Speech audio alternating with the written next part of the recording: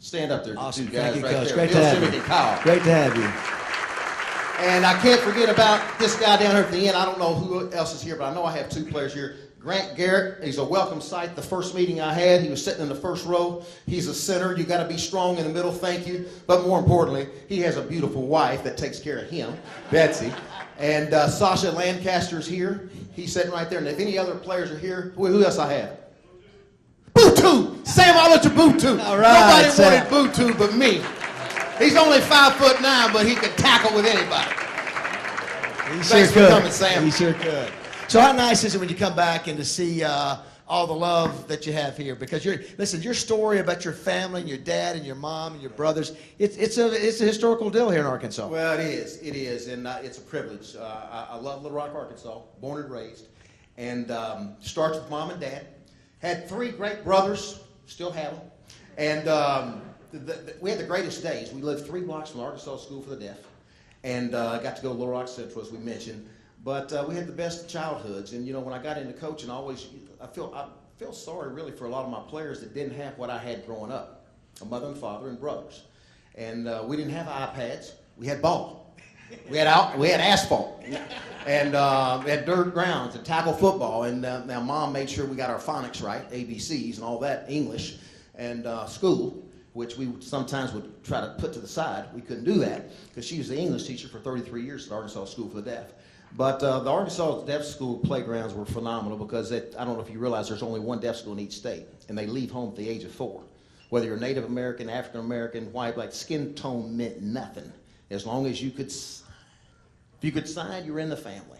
And to me, that's what it's all about, and that's what makes football so great. Coming back home to people like this, I see Bob Russell. He was our car dealer. He was phenomenal to my wife, Diana. Just great people. You're here at a good time. Because you're a very positive, uplifting person. Have you guys heard him on 103.7 The Buzz every week? He's been doing that last couple of years, and it is, let's give it up. It's a great segment that we have. And golly, I guess we've been doing that 3 or 4 years, and thanks to Southern Structural Solutions over there for that sponsorship. But people are down. They're struggling. This is the lowest the program's ever been in the 100-plus year history. Give everybody some hope. Talk about some hope. Well, you're in the toughest conference in America. The SEC West, I'm talking about the SEC West. I'm not talking about the SEC. I'm talking about the SEC West. And it's the toughest conference in America. And these are down times. And to me, though, there's always hope. And it starts within the state. And they need you. They need you. You're what makes it happen, the fans. I can remember having some bad times when we were winning games. And I'm going to get real honest with you right here, David, that it's tough when you're recruiting young men and you see planes flying over. It's hard. FOIs, you had people really coming after me and my family being threatened and all those things. And you try to keep things together. But I tell you what I love, and Grant Garrett can attest to this, is that the 2007 year, there's nothing stronger than a locker room. You can ask Sam Alajabutu. There's nothing stronger than the team. When you shut the door and say, nobody loves you but your mama and me. Nobody. They don't give us a chance. We're going to Auburn this week. 2002 or 2003, we're going to Auburn. Little bitty guy named Fred Talley. We're playing Coach Tommy Tuberville, who's a good coach. His offensive coordinator is Bobby Petrino. He's a good coach. He's got a defensive coordinator by the name of Gene Chizik. He's a good coach. Nobody gave us a chance. Nobody. Forgot about one thing. Forgot about an Arkansas Razorback heart. Forgot about their fight. You forgot about young men that are in our locker room that will run through a wall. Didn't care what any of the outside noise said. To me, that's what it's about. It's about inside. It's about one heartbeat, everybody fighting together. And you got to fight your way out of it right now. It's not easy. I was looking at your deal. 10 years you were here at Arkansas. You had a 10-win season in 2006. You had 3 9-win seasons, 8-win season, 7-win season in your 10 years. Plus, you had a lot of great signature wins. A lot of people think, can it ever get back to that? Can you say, you took us to Atlanta twice. And we had Urban Meyer here. Remember Urban Meyer talking about how great of a game that was against your team? Should have beat him. I think that's what he was implying. But can this program get back to Atlanta? Can they compete for SEC championships? They can. They can. It's not easy, but you can. If you look back, you had Bill Montgomery here, 1969 group. If you look at their roster, I know Bruce James was on there from Mississippi, but if you look at the roster, I grew up in that end zone with my cousin Kenny and James and Dennis and Danny and Dick. We'd sit in that end zone and we'd watch our heroes come down that ramp in War Memorial. Lynn Garner, Cliff Powell, Buschetti. I know all the names, and you can do it. You know, the thing that's hard sometimes, I used to get criticized, say, Coach, you never have a top 10 recruiting class. Well, you don't know the heart of a Bo Lacey from Newport, Arkansas, a Dan Doty you never heard of from Heber Springs, and you take those guys that are from this state, and you go get a 3-star or 4-star or even maybe a 5-star every now and then from Texas, and you put them together, like Bruce James was with Lynn Garner and that group, all of a sudden you got a 69 team that's phenomenal. You got a 1964 team that's phenomenal. If you do research on Arkansas history, if you have the backbone of Arkansas, and you got to cover every inch, and don't worry about the stars. Go get the best players that are tough, that will fight to the end, and you develop them and get them better, and get a quarterback. You got to get a quarterback. We always had a Clint Sterner. You know, you had a Casey Dick. You had Matt Jones. You had somebody that's different. Like Bill Montgomery, you had him here. Joe Ferguson, Freddie Marshall. You had those guys. I remember John Britton. You know, so you got to have those guys. But to me, it can be done. It's not easy. It's big done. But now's the time, though, where it's going to be hard because you're going to have some decommitments. That's okay. We want the ones that want to come. And so your coaches got to work harder. You know, it's the Bill Shimmick attitude. You know, he had to stay in Hooks, Texas for days after days after days to get Billy Sims to come to Oklahoma. So it's that attitude of recruiting and keeping everything together when it's difficult. You know, you saw that clip where I did want to mention that real quick. The clip where you said there's only one Razorback. You got a lot of Tigers and Bears, and that was your first game. And talk about that, what that was. Well, I got chills, you know, when I see that video that Sully put together. I appreciate him doing that because that was the first locker room. And, you know, I grew up, of course, watching Coach Frank Broyles. And that locker room, it was amazing. We're right there in that little indoor. Right. And they're going to raise it up. And so I time it up. It's 5 minutes before the captains go. And so all of a sudden, I hear in the background, you know, it wasn't planned. All of a sudden, ooh, pig. And I started getting these goosebumps and these chills. Like when I was 7, 8 years old, it started popping up on my neck. If you look close, it was there. And it started popping up. Ooh, pigs. And I asked, do you hear that? Do you hear that? That's 50-something thousand calling the Hogs for you. The least you can do is go 100 miles an hour, man. Don't worry about making a mistake. We're fixing to run through this wall. Come on. They calling them Hogs. You know, it's a special deal. You know, you also told me, this was something that I was unaware of, that how many of you know that the Razorbacks have a fight song? Hit that line, keep on going. And all of us who played, I don't know if they do it now, but the fight song's been around 100 years. And so I know this is something that sort of means a lot to you. It's something that as a freshman we came and we had to learn it. I still know it to this day. Hey, Lou Holtz made sure I knew that song, David Basil, or you're not getting on that football field. That's right. That's good, man. If you can, Matt, will you put up? No, let's go back. Do you have the line by line, or do you just have the full thing? Yeah. Okay, here we go. So let's break this down. Okay, Lou Holtz. I was a grad assistant for Lou Holtz and Kenny Hatfield, and I was one of my responsibilities as a grad assistant to teach the freshmen the fight song. And so I had to study this thing. I had to study it. And so here it is. You're my freshman. I'm teaching you the fight song. Hit that line, hit that line. You know what that means? That means we got to have a tough offensive lineman. We got to have tough defensive linemen. It starts in the trenches. It takes a man to start in the trenches. That's the backbone of your team. Hit that line, hit that line. Keep on going. Come on, give it up. Keep on going. Go to the next one. Go to the next keep on one. going. We know to keep on going. Move the ball right down the field stands for an offense that takes 11 people. You got to take care of the most precious thing you have. You have to take care of the ball. That means we don't have offsides penalties. That means we snap it to us. We throw it to us. We end with a kick, hopefully a PAT kick. but we take care of the ball, and we have 11 people. 7 people can't get it done. You have to do your job. I'm holding you accountable. 11 people move the ball right down the field. Right. Next. Give a cheer, rah, rah. That's you. We got to give our fans something to cheer about. That means you play hard. You move the ball right down the field. You hit that line, you hit that line. Give a cheer, rah, rah. Never fear. Never fear for nothing, rah, rah. Next one. Next one. Never, oh, here it is. You'll never yield. That was one of the, Arkansas will never yield. If you look at the definition of yield, to give way, never give way. To let somebody merge in front of you, never let somebody merge in front of you. Never. Never. You never yield. You're an Arkansas Razorback, and that last white line, they don't cross it. You never yield. Next. On your toes, Razorbacks finish. Hey, be on your toes. Be on your toes. Everybody on toes. You have an awesome responsibility. You're playing for one another. It's not about you. This isn't tennis. This isn't golf. It's football. Get on your toes and finish. Come on. Next one. Carry on with all your might. This comes from what's inside. Carry on with all your might. It's what's inside of you. That's why you're here. It's not a right to be a Razorback. It's a privilege. It's inside. You've got to reach down. Hard reach down. Carry on. And for it's AAA. I'm from Arkansas. You're from Arkansas. I don't care if you're from Eudora, Fordyce.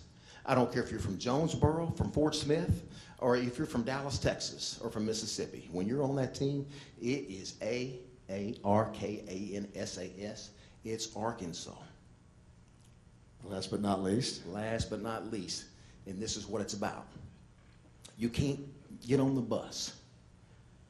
You can't get on this plane unless you're going to fight. Fight, fight. You got to fight, fight, fight. When we took the wood, you always hear about Darren McFadden? We took that wood. Well, that Thursday night, before that Thursday night meeting, I asked Dean Weber to go get a bat. I saw a bat in Norm DeBrine's office. I saw this bat. I said, hey, there's a bat, a little small bat in Norm DeBrine's office, Dean. He said, what about it? I want everybody to have a bat on my Thursday night meeting. What are you going to do with a baseball bat, Coach? I want to send a message. And after that Thursday night meeting, it's just me and the team. I opened that door and I said, guys, before we leave, everybody take this baseball bat. But don't take this baseball bat now unless you're going to bring the wood. We're going to Baton Rouge and nobody gives us a chance. Nobody thinks we can beat the mighty Tigers. But if you bring this wood like I know you can, we'll beat them. Bring the wood. I think we got that clip. This is one of my favorite clips of Coach Nutt after that unbelievable upset triple overtime win over what was then #1 LSU. And Coach was being interviewed when one of your players that we all recognize came up behind you. Matt, do you have that? Coach, you come into Baton Rouge and you knock off the #1 team in the country. How did you do it tonight? I don't know. I tell you what, I know this. Got a lot of guys with some big hearts. All I know is for 3 hours. For 3 hours or however long, maybe 4 hours, we're the best team in the country today. And it's offense, defense, and special teams. It's for guys like Darren McFadden, baby. What an y'all better put him in the Heisman. You better put him up there. I'm tired of him being number 4. We got that wood right here, baby.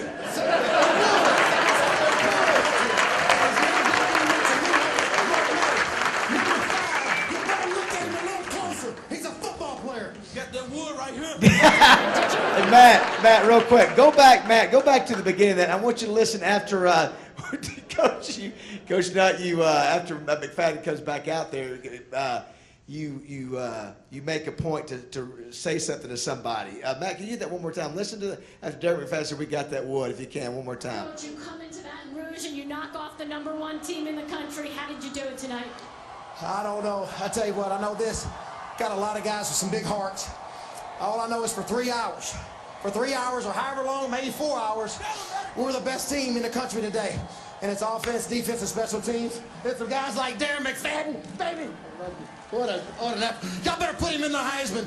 You better put him up there. I'm tired of listen him to this being right here. number 4. We got that wood right here, baby. Somebody better look at this guy. He's the best football player in the country. And his name's not being mentioned. Lou Holtz, Mark May. Number 5, you better look at him a little closer. He's a football player. So you were back then. You remember Lou Holtz and Mike May were doing the nighttime, and I guess you didn't think that they were getting enough. He was getting enough attention. Every time I'd get home late at night on a Saturday night, I'd see their top 5 picks. Mark May, part 5, 1, 2, 3, 4, 5. No Darren McFadden. Lou Holtz, 1, 2, 3, 4. No Darren McFadden. Now Coach Holtz, he listened a little bit. He moved him up there. Mark May, I think he's still mad at me. So I know, Coach, you have every coach has a different style. You know, we've had Urban Meyer, Coach Snyder, Coach Rick. I mean, we've had a variety of different coaches. Coach Petrino. So there's a little thing you talking about.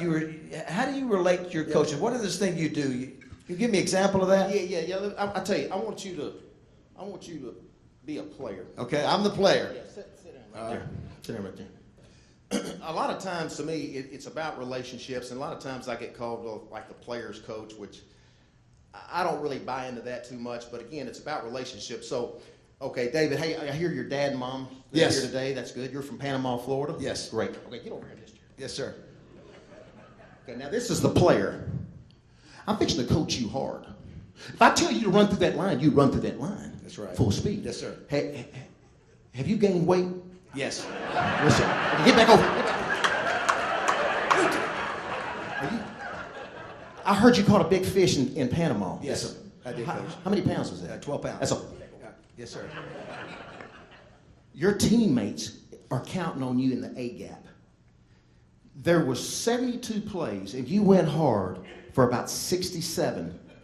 Not good. There's 5 plays that will make a difference in the game, and you took a lazy step on 4 of those. I can't have it. Get back over here. Are we going to go to Dairy Queen? No, whatever you say, Coach. Whatever you say. No, Coach. So what you're saying is that there's what? There you go. No fat jokes. Back off. I didn't mean to. You're You're not true. overweight. I am. That's okay. So what you're just saying there is just about pushing the right buttons for your players. I just think they don't care how much you know till they know how much you care. And you gotta go to their dorm. You know, when I played, we all lived under one dorm room, one roof. You know, nowadays they live in a condo, they live in apartments. You know, Butu may live in a guy with 3 or 4 guys, and sometimes you don't know who's living next to him that may be saying some wrong things to him. So you want to have that connection, and to me that's what it's about, especially with your seniors. The one thing about the '98 group, you know, Coach Ford and have done a good job bringing in good players, but they had very little success. And I thought it was a lot of individuals.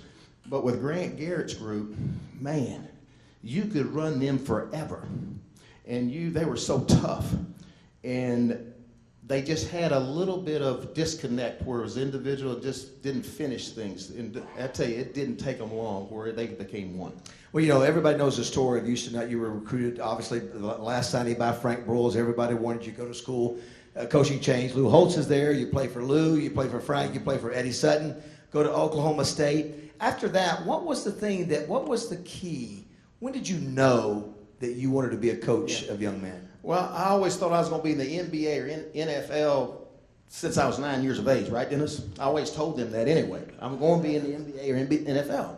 And I really basically had one tryout in NFL. After knee surgery, I was already a slow quarterback. Bill always says that's why he didn't recruit me, because I was slow. But anyway, I got back, and I remember Jimmy Johnson just getting there in Stillwater, came back to Stillwater, he just got through on a jog. If y'all know Jimmy Johnson, now picture this. This man just got on did a little 2-mile jog, and not one hair out of place. Not one. And he says, Houston, I heard it didn't go too good. What are you going to do? I was going to give him a good answer. I'm going to keep working out, keep training, because I know I'm supposed to be in the NFL or NBA or both. He said, okay, well, listen, until that time comes, you get in Ivor Hall. You're going to be my freshman coach. And I said, yes, sir. But underneath my breath, I said, who does he think he is going to hand me this $1.65 an hour grad assistant job? And remember, a grad assistant, I'm the one that goes and gets the ice. I mow his lawn. I pick up his children. And then I go splice film for 15 hours. And so I wasn't really too high on it. But the very first night in Ivor Hall, I had 7 little freshmen coming in my little room on the edge of my bed. Coach Nutt. It was the first time I was called Coach Nutt. I looked around. Oh, that's me. Coach Nutt. Yeah. what's Jimmy Johnson going to do to us tomorrow? And they were all eyes.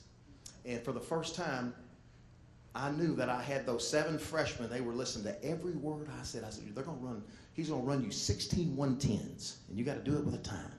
And they're just hanging on every word you say. And so from that moment on, David, I said, you know what? I'm supposed to be a coach. So you end up fast forward, we go to you, you're at Arkansas, and you have the Jack Crow, Joe Kynes, Danny Ford situation, and you're on staff while all that's happening. Yep. Share the story what happened when Danny Ford was promoted and what he said to you. Danny Ford, was really tough. I didn't know Danny Ford. Danny Ford was hired by Joe Kynes as a consultant, so I'm in there at the end of the year. He's just been named head coach.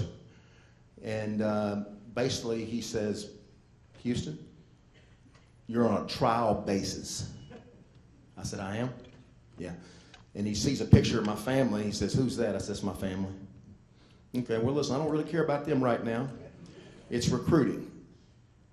Can you recruit? I said, well, Coach, I can recruit better than anybody down this hallway. And he looked at me hard. Prove it. Yes, sir, I will. So we go get into recruiting, and then about 2 weeks later, I luck out, and I say lucky, I got a call from Murray State. Scott Edgar was over there as a basketball coach. They had one guy drop out. I had one of 5 guys to interview. So I go and tell Coach Ford, I said, Coach Ford, I'd like to interview you at Murray State. Murray State? Where's that?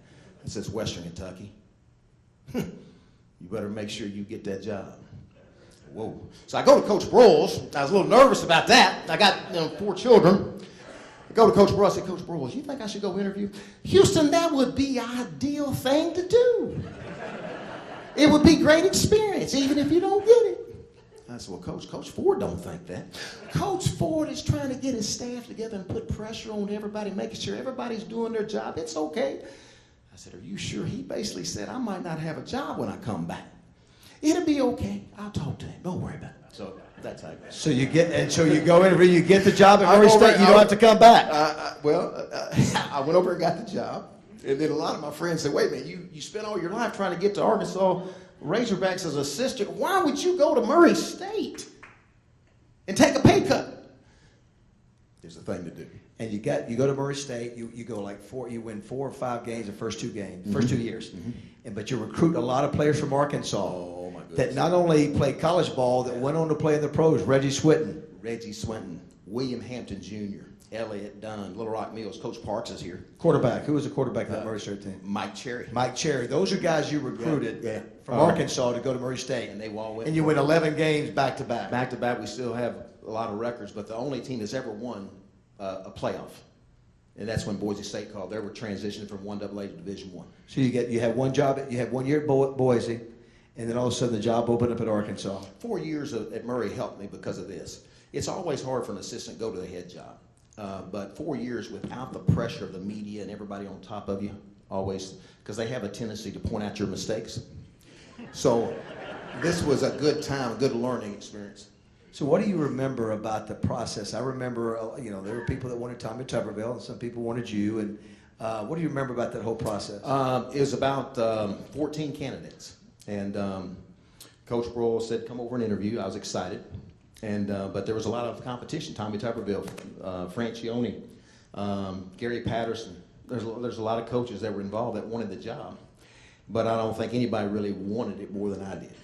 And try to convey that. But the problem was I was one of the first interviews. So I had to go back to Boise State. And then Gene Blameyer, the AD there, and I don't blame him, was like, hey, can't wait all day for you now. What's going on? Because you're hurting recruiting. Right. I'll never forget the night that you, I think I called you and you go, you just said 2 words. It's 3 words. I got it. Yeah. I got it. And you flew in at about 12 o'clock that night. Jim Lindsay.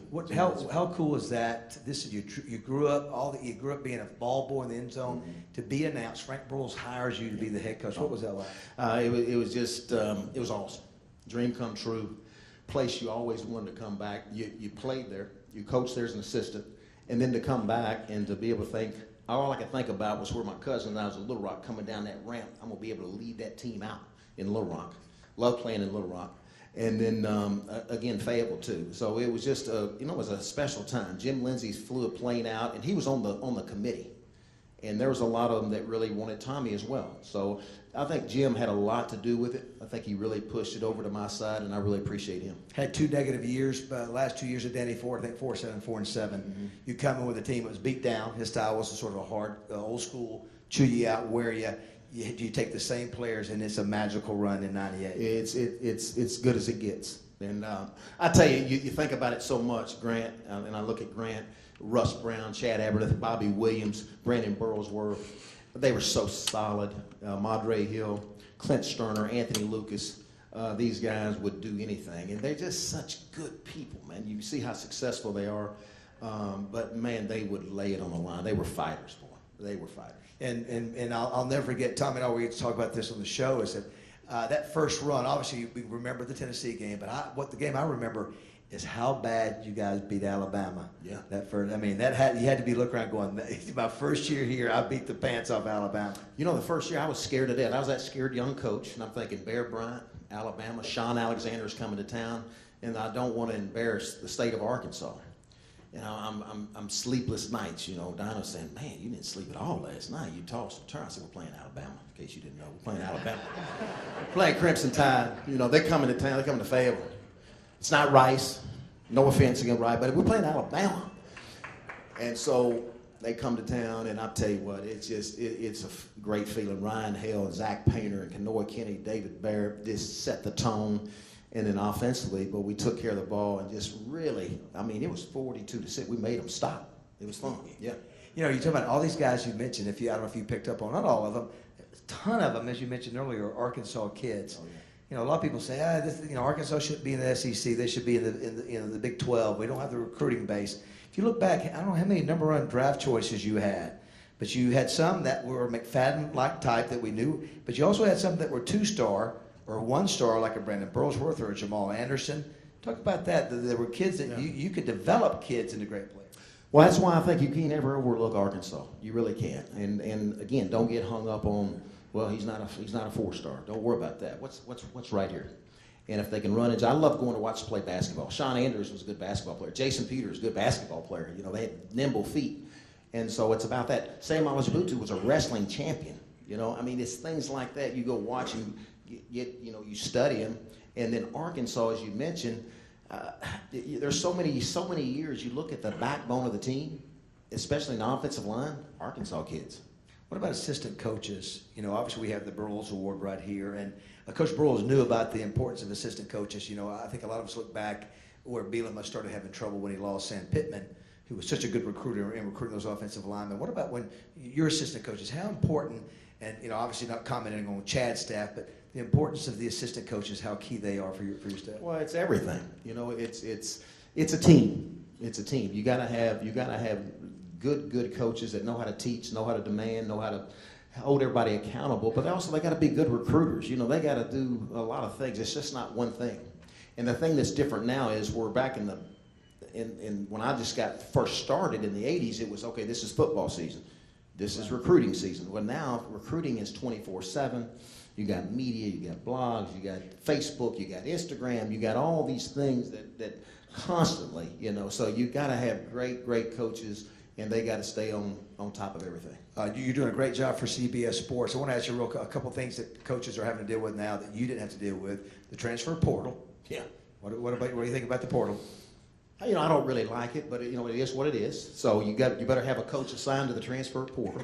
Coach assigned to the transfer portal. Have somebody, because hey, there might be somebody over there we want. That's right. But I don't mind if a player doesn't play after a year, fine. What I don't like is they stay there a semester and I'm gonna quit. It's easy to quit. Now stay here for at least a year and go through spring. Give it a chance. Then if it doesn't work out, I've helped a lot of young men go to another school. You know, right. If you look at a lot of guys, hey, look, it's not working out. He wants to go play. I get it, but the transfer portal to me it's kind of a two-way deal now that I don't really like all of it. What about a lot of coaches are making $5-10 million a year. You got programs that have multi-million-dollar facilities, and the players again feel like they should get paid or some. So what's your thought on players being able to go out and have agents to market their likeness? What are your thoughts about that? I'm glad you brought that up. I remember in 1976 as a freshman, Ken Turner, he was my recruiting coach, and he said, you're going to be able to get a $7.25, what we call a laundry check. I was excited because I got a chance to use a couple of dollars for gas. I buy a hamburger, and it was great. But now you're telling me they're going to be able to use their likeness, and so it would be a great time for me. If I was a high school senior, I'd love to be a college freshman. Why? Okay, I get all I want to eat. I get tuition fees paid for. I get weight room training. I get tutors if I need it. I get cost of attendance. Cost of attendance is over, which is new. Yeah. That's over $5,000 in cash I get.